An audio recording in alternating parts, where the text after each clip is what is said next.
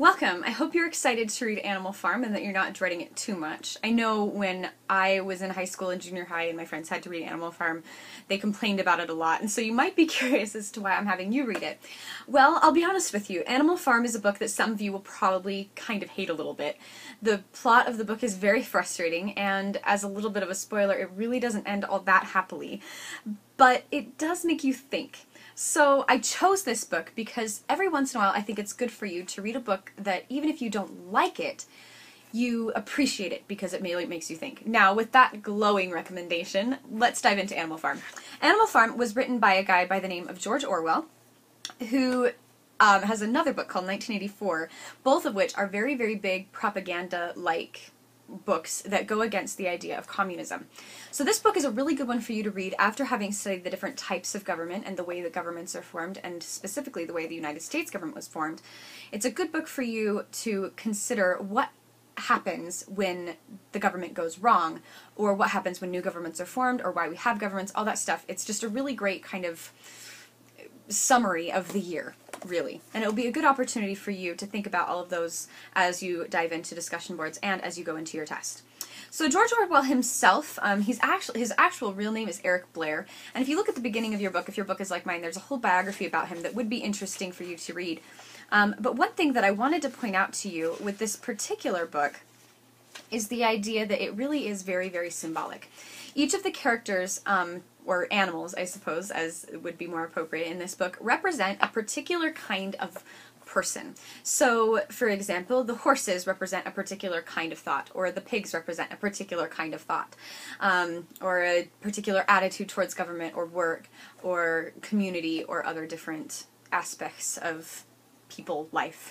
So as you read, it would be a really good idea for you, I'm not requiring it, I do with my live classes and I think it's really helpful, but I'm not requiring it for you.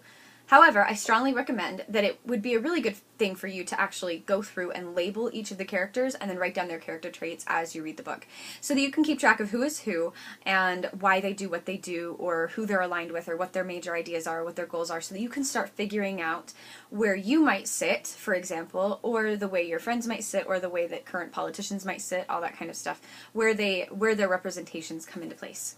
It's also a good idea for you to keep in mind as you read this book that because it is very much so in a symbolic, almost allegory of what happens when governments fall and then are taken over, I would consider it really, really wise for you to take into account the events that happen in the book and not take them too literally, but look at, okay, well, what does this actually stand for?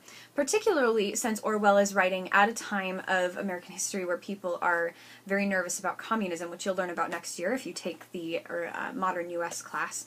Communism, remember, is the idea of everybody having the exact same thing, which is nice in theory, but on a farm, not terribly practical. Those of you who live on farms or work on farms or know people who do, know that you don't feed the same thing to a horse as you do to a chicken, and that's actually really good. Now, does that apply in the same way to people? I think is one of the things that Orwell wants you to think about as well. Some of the major themes of the novel that you want to pay attention to are the ideas of the power of knowledge. Many of the animals on this farm are very ignorant or not very knowledgeable about the world outside the farm, and some animals claim to be very, very well knowledgeable, wow, that was a really intelligent phrase, very well informed about the world outside, and whether or not they actually are or not is maybe up for you to decide.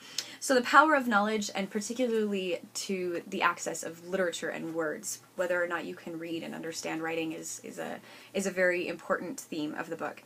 You also want to look at the definition of freedom. What does it actually mean to be free? At one point in the novel, one particular character, and actually kind of a small group of characters, keeps saying, oh, you're free, things are better now.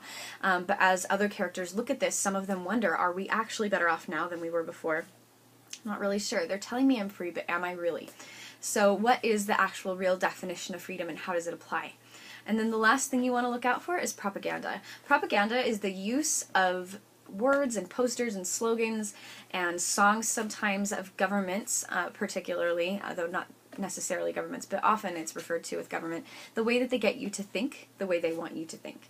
And you'll see that a lot in Animal Farm. So as you go into this book that some of you will probably hate, I hope that even though you might be very frustrated by this book, that you will at least see the benefit of reading something like this, particularly since it is written as a cautionary tale, so that you can find ways to apply this to your own life as you go out into the world.